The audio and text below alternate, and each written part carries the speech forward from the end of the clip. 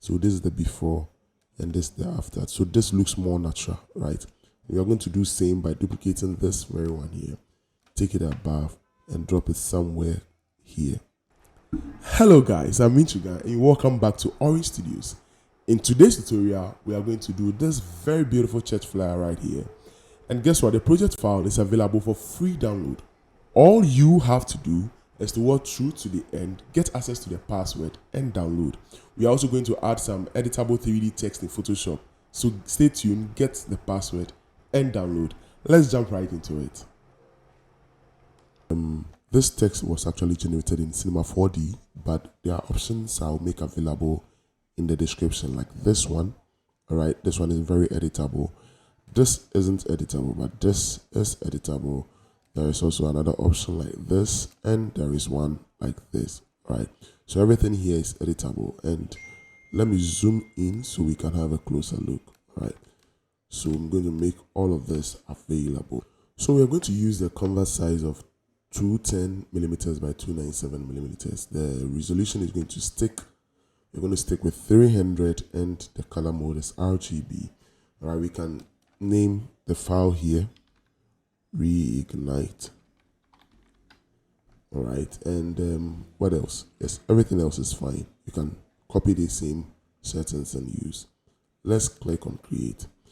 All right, so like I mentioned, the very first thing is to create the background. So we are going to focus on creating the background. So these are the elements we are going to use. We are going to use this one, which is the very one here on top. Then we are going to use this, all right, and then this. So we are going to start off with this, but before then, let's create our solid color or shape over the canvas. Now let's use the solid color. So let's select this icon right here, this very icon right here, and then select this solid color. Then we are going to pick a color here, right? This is fine. So let's drop this right here. Let's turn this one on, and we are going to enlarge it just a little bit. So let's drag it to the sides and then squeeze it just a little bit like that. Yeah, this should be fine. Now we are going to add a layer mask so we can mask out some parts of the image. Let's start with this. All right, so let's apply the layer mask. And then let's hit B to bring out the brush tool, or you can just head over here and click on the brush tool. Let's use the close square bracket key to increase the size of the brush. Let's increase the opacity, right, and leave the flow as it is. Right, so this is what we want to achieve. Let's do a quick masking. The next thing we are going to do is to now add some exaggerations to the light we have here. Now, the thing you want to have in mind is when you are creating backgrounds for flyers, it has to resonate with the theme of the event. So, for instance, what we are working on is reignite. Reigniting also connotes moving from a state of dormancy to being active, or moving from being cold to being warm. So we use this, this transition from the cold to warm. Fortunately, the cold is too much, so we're trying to exaggerate the warm side and just a little bit of the cold. All right, so to do that, we are going to create a new layer, and we'll click on this to create an empty layer. Then we are going to activate the brush tool again, and we are going to pick a color from the side. All right. Right, so this is not loud enough, so let's just move over here to the orange side and then pick something of this kind, right?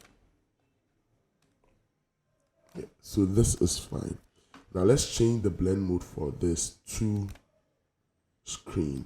Let's even rename this. All right, so let's say sun.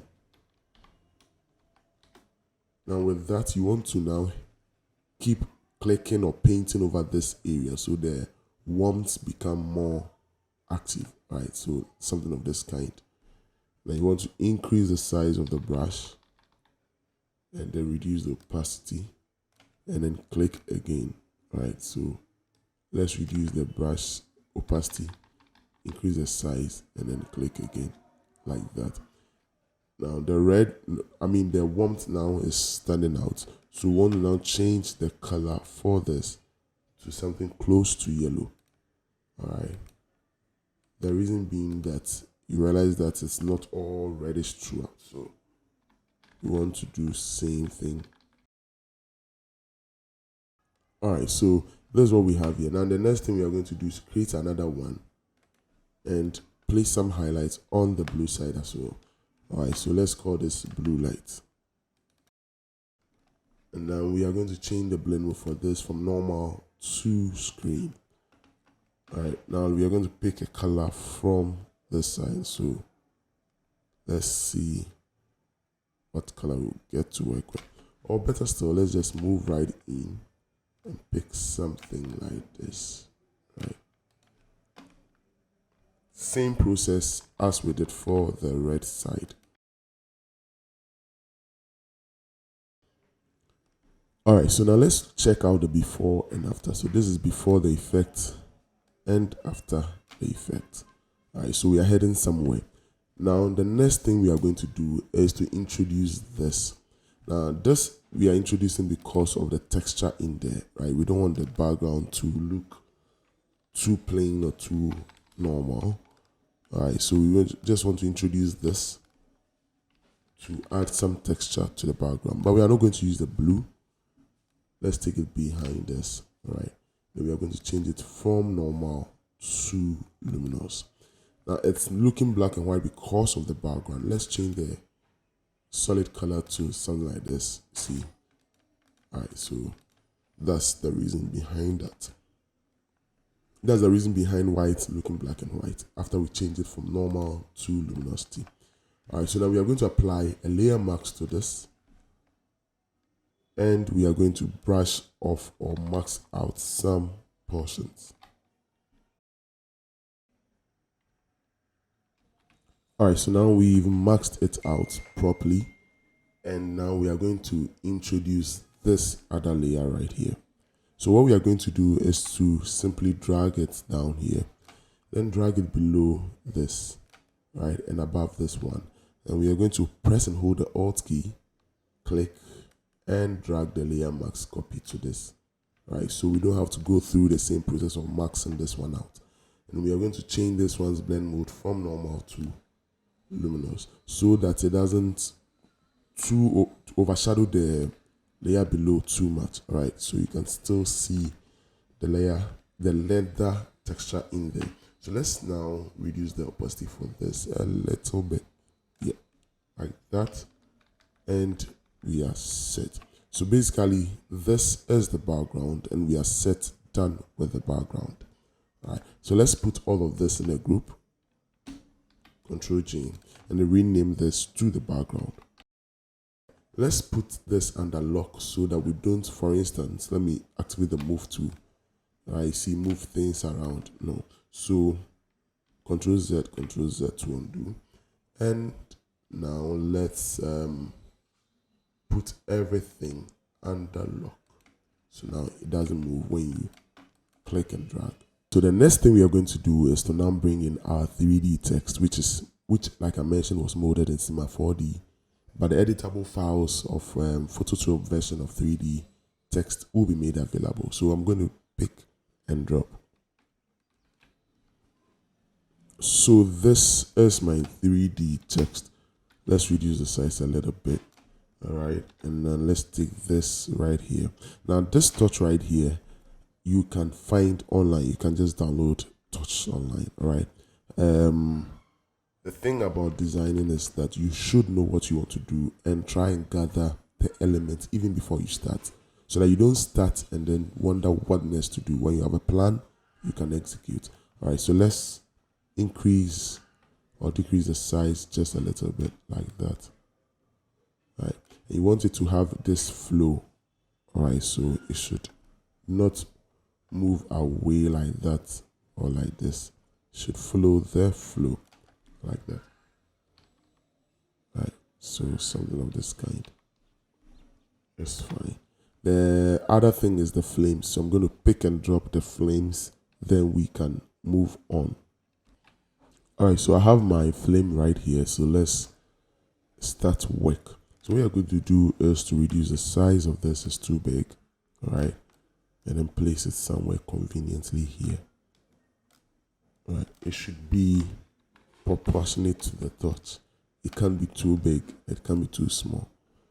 All right, so this should be fine. Now what we are going to do, let's I was going to use this to warp, but no, let's hold on to that. Then we are going to change the blend mode for this to from normal to screen. All right, like that. Then check this like so. Now let's make a duplicate first. All right, so let's turn this off. Now I can do what I wanted to do earlier. So Control T to bring a transform. Select this so we can warp the base. The reason being I want to have it sitting on the touch like that. So like this, yeah.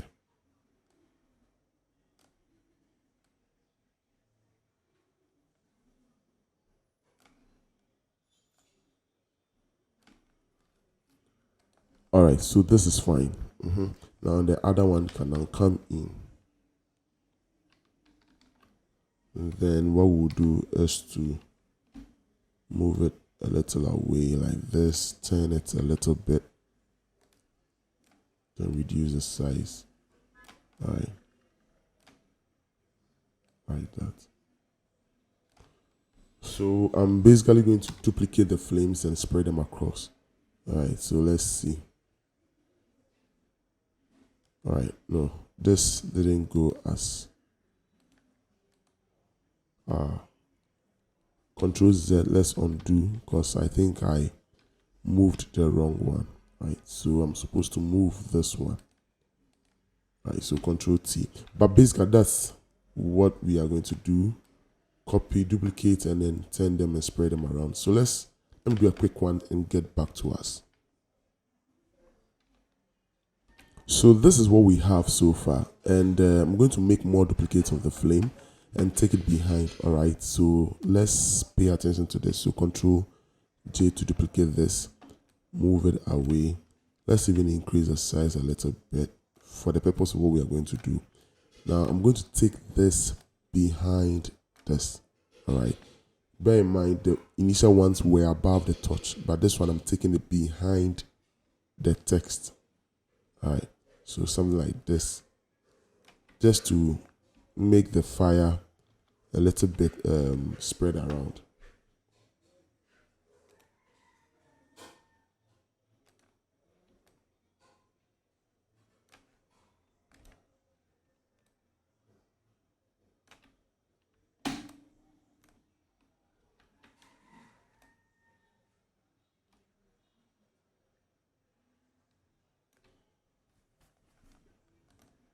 All right, so this is what we have right here. So if you realize it's obvious, there's no way the flame will be here and it will not have an imprint on the background. So we are going to make a duplicate of this right here and put it behind, and then the fire will definitely also have an effect on the text. There's no way there'll be fire here and you not see the light of the flames around the text. All right, so let's do such duplicates. And to do that, I'm going to have to unlock this and make a copy of this. So Control J to duplicate, or press and hold the Alt key and drag it above like that. All right. Yes, it's blown out of proportion for now, but we'll reposition it. So let's drag this right here.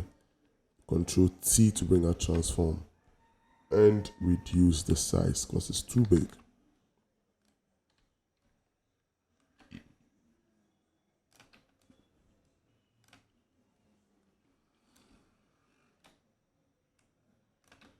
All right. We are taking this behind the text like this.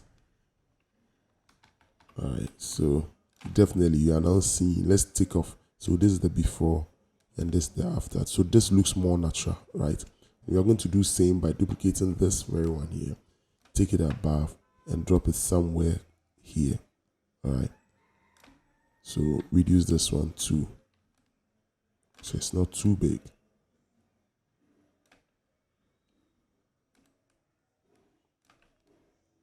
All right, so let's see the before and after. All right, so let's zoom in.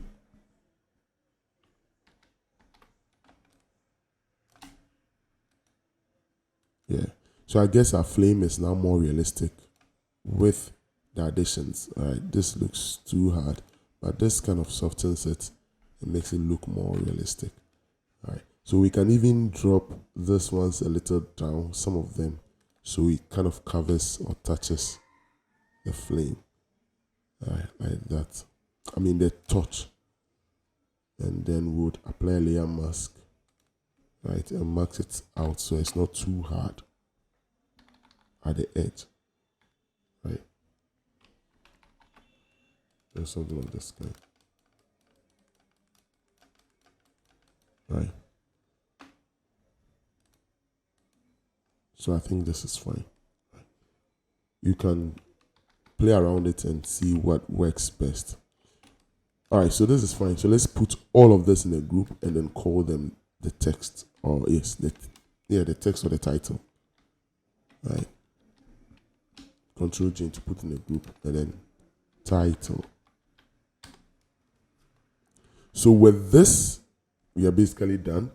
The rest is to drop in our pictures and other information. So I'm going to do a real quick one because it's not really anything extraordinary. Just going to arrange a picture here. Let me create a layer and use the brush tool. All right, so we are going to put a picture here of a person here and another one here. Then we'll put the text info here. All right. Then we put the name of the church or the logo somewhere here, and then the name somewhere here, and we are done. All right, so there's nothing complicated, so I just want to skip this part, just drop it, and then we explain. All right, so now let's take a look at the before, the shadow, and after. All right, so this is cool. Kindly bear with me on the noise of the background, so I would have to even speed up things a little because it's getting worse. All right, so just bear with me with the background noise you hear. So this is it, before and after. All right, so I'm just going to drop in the images like I mentioned. Let's go back all over again and illustrate. So I'm going to put the pictures somewhere here. All right, do the guest and the host somewhere here. Then the info will be somewhere here. Then the logo and the name of the church will be somewhere here. All right, so basically that's the layout I'm going to use. So let's delete this and I'm going to add them shortly. All right, so this is what we have here. This is how the arrangement looks like. It's nothing extraordinary like I mentioned. It's just straight to the point text. You just arrange it as you please. And so with this, we are going to now add some final effects and we'll be done. All right, so final effects to this work and we'll be done. To start off, we are going to create a shape, but we are going to use the foreground color of black, create a shape over this. All right, change it to black. All right, and then I'm going to reduce the fill to, let's say, 25 or 26. That's fine. Then I'm going to change the blend mode for this from normal to soft light. Now what that does is it kind of places some bit of emphasis on the shadows, right? So before and after, right? It kind of bends the whole work, right? So some kind of easy bend and dodge trick there. And another thing is to duplicate this, right? And then change it to something yellowish. Let's see if I have, yes, so to this kind of a yellow. Now that also brings out the highlights, right? This works for the shadow and this works for the highlight, right? So you notice that it kind of enriches the yellow in here, right? Using overlay even makes it much more elaborated. So this is fine, right? So let's stick to this.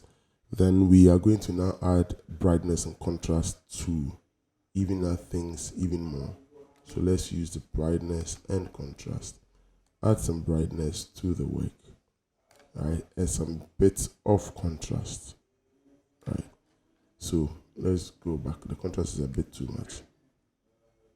All right, so once again, pardon me and ignore the background noise as you hear.